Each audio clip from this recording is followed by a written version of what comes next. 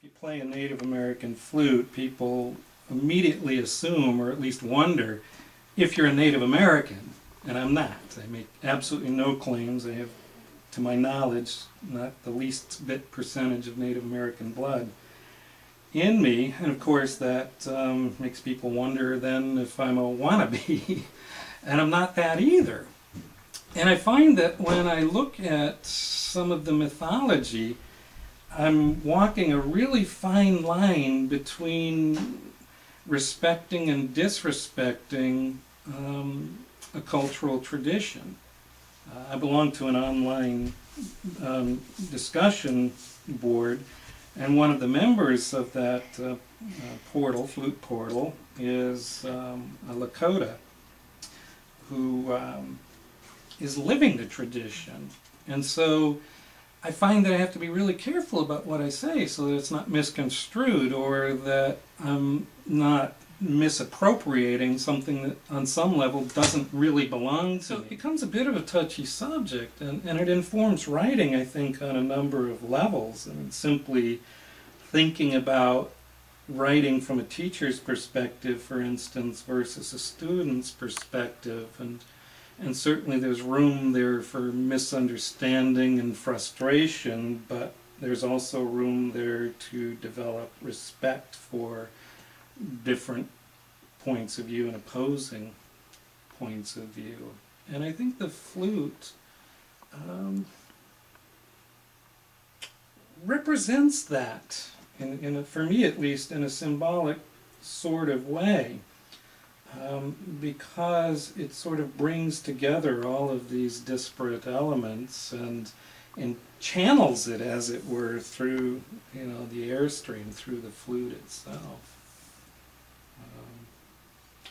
This has a particular significant meaning for me personally, because I've been diagnosed with bipolar disorder. We run into the same sort of problem. By we, I mean those with bipolar disorder, in that there's a kind of separation, I think, between, for lack of a better word, kind of the two halves of the mind. And I have found the flute has been incredible for helping me to channel those two halves into a single voice.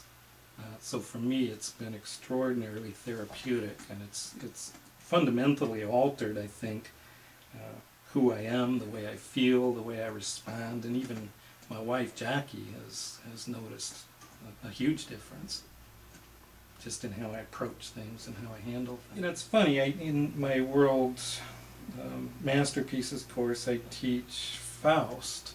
Faust has always fascinated me. A lot of students, initially at least, find him difficult, but it dawned on me one day that Faust is bipolar, even if they didn't use that language in the day.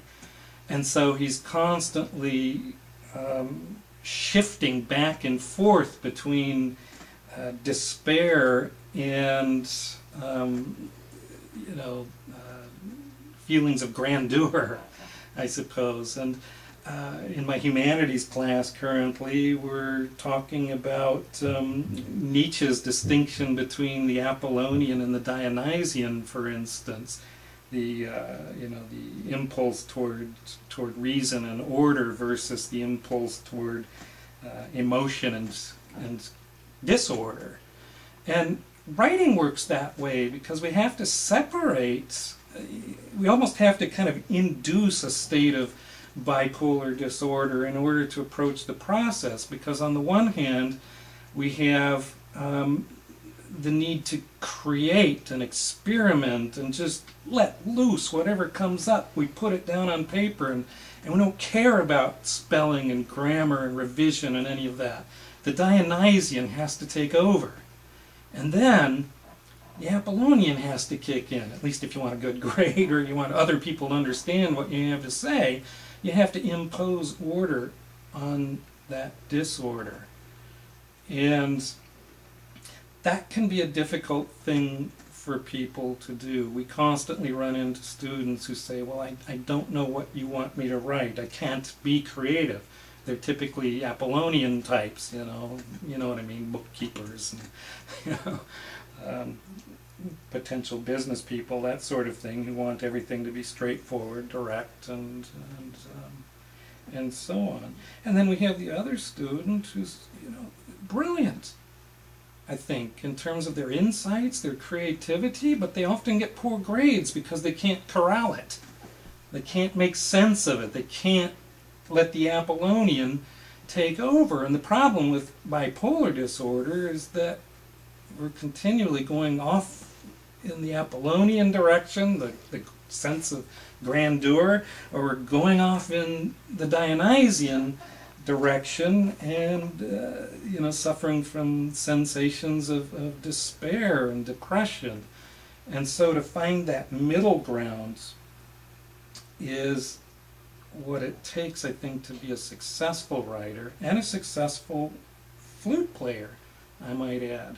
And since you mentioned my previous writing, I've got one published novel to my name. It's a horror novel, and it's absolute pure Dionysian, the hell with the world, this is what's on my mind, and if it scares you, good, because it scares me too. I'll never, probably, I hope, write a novel like that again. I doubt that I'll ever write the Apollonian counterpart to it. What I'm striving for now, and I think this is what the flute will help me accomplish, is that middle ground. And it will probably be either, I don't know if it'll be a fictional or a non-fictional work, but it will have something to do with the journey of the dragonfly and what that's taught me. And interestingly, even the whole concept of the dragonfly, and this is something I've learned from my blog in writing about it, it's become an ambiguous symbol. At first, it came to me in a dream. This dragonfly, while I was in a prison cell, a really tiny prison cell, curled up in a corner in a fetal position, and this humongous green dragonfly entered the prison, and it filled all of the available space, and it just stared at me for about 2 weeks. It just stared at me, and I kept asking it what the hell it wanted. And gradually, over the course of a few weeks, it taught me through my dream to first stand up and then to exit the prison. And it was soon after that that I found the Native American flute, and I'm convinced that the dragonfly led me to it. Initially, I had always thought of the dragonfly in objective terms. It was something out there, and it was something leading me to somewhere else. But now it's more ambiguous, because at times the dragonfly is me. It's subjective.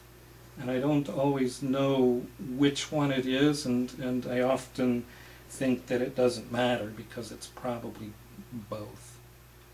My subjective reality is mirrored by my objective reality, and vice versa. And I think that ultimately that will make me a more powerful writer, although admittedly, except for the blog, I haven't yet got back to my writing. I know that I will. I just haven't done it yet.